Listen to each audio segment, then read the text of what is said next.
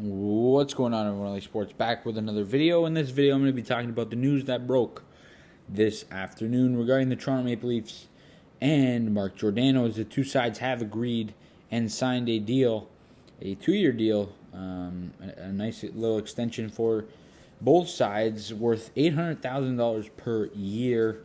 And I think this works very well for both the player and the team. I would say more so. Honestly, I don't know. I would say more so for the team, just because Mark Giordano could have gotten some more money, but obviously you want to stay at home where you grew up, especially at this stage in your career, and you want to have a chance to win. And this tells me that Giordano taking this pay cut and staying here, goes to show you that he thinks this team's got a shot to win.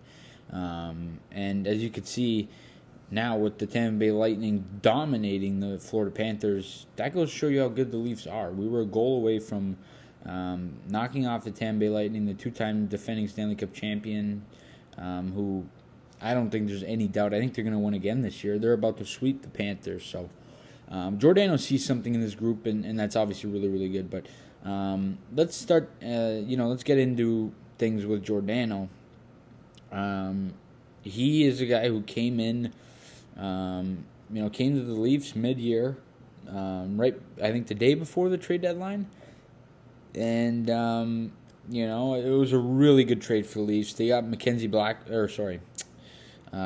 Colin Blackwell with him. And I think that was a cherry on top of the trade. I think it was a very underrated piece. But very good trade for Kyle Dubas. Didn't have to give up one of his first-round picks. So it obviously worked out very, very, really well. So Giordano, of course, he's been a really good defenseman his whole career. One of the top ones in the league for a long time. And he had a pretty good impact with the Leafs. I do have to say. Since he got here, I think he was tremendous. He played 20 games for the Leafs, and he had 12 points. So that's obviously good numbers for a defenseman, better than a point every other game. So a nice little pace that he was on there. And I really like Giordano. I like them picking him up. He's gonna be an everyday player. Obviously, he's that good even at this stage in his career. He's 38 years of age, and by the time the year starts, he'll be 39. And of course, he turns 39 on October the 3rd, so around opening night. But Giordano's experienced. He's played 30 career playoff games, over 1,000 games in the NHL. He knows how to win, and he's looking for that cup, of course. But I think this move, like I said, it works well both for the player and the team. It's clear that Mark Giordano took a hometown discount.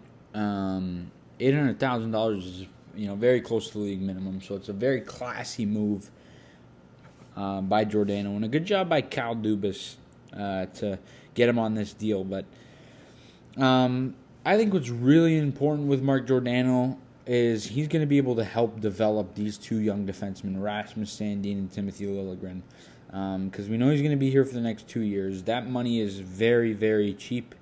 And we just know that he's going to be here for the next 2 years. And he's going to help develop these young kids, who, by the way, are both restricted free agents. So if I'm the Leafs, I'm signing them to a 2, 3, 4-year deal while you can get them cheap.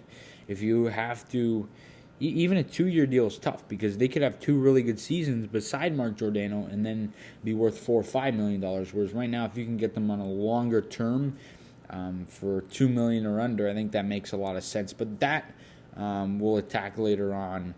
I didn't expect the Leafs to extend Giordano this early, but they did, and I would expect Spezza to be very close behind him. With this move, I would think that Jason Spezza is going to come back, probably for the minimum, the league minimum at $700,000. I think it only makes sense, but like I said, the Leafs, their defensive core is much better than it was before. So they're starting to kind of build it up. I think they have to get rid of Justin Hall. That's going to be important. That's a $2 million you can save and throw at Ilya Lyubushkin, who I think you have to re-sign. But the Leafs are starting to build a nice little core, and the defenseman they have signed next year is a very good top 4, and we know that there's going to be additions to that, at least 2 or 3 probably, of our own. and then who knows after that. But you got Giordano, Muzzin, Brody, and Morgan Riley right now, which is a tremendous top 4 to have. Hopefully the Leafs can sign Lyubushkin, Sandin, Liljegren, and have that 5, 6, 7 punch that they can kind of rotate in and out of the lineup. But I think the Leafs have done really well here. I think Giordano's done really well here. And I think this is going to be a deal and a move that works for both sides. And, I think it's going to be really good for the Leafs as we're starting to build that defense once again and get ready for next season. So, I really, really like the move.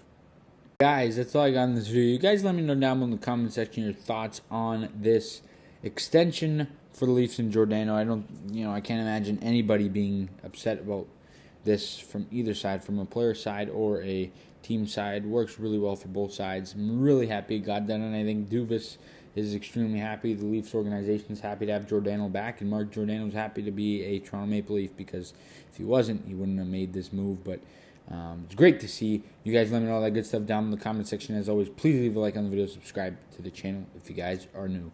We'll see you guys all in the next video. Go Leafs, go!